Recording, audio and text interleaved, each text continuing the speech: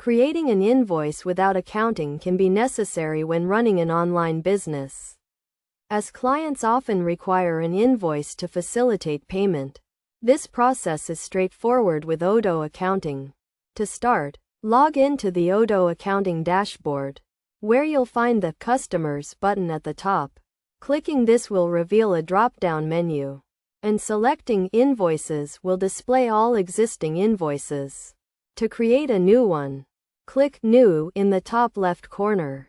When creating an invoice, the first step is to add the customer, which can be done by scrolling through the list or adding a new one if they don't already exist.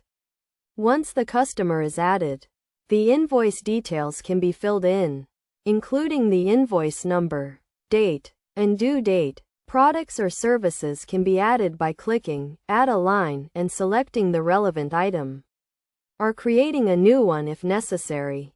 The quantity and price can be edited as needed, and the total will update automatically. Additional details, such as terms and conditions, can be included in the invoice.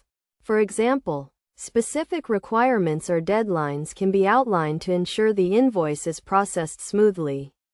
Once all the details are filled in, the invoice can be confirmed and either printed or sent directly to the customer.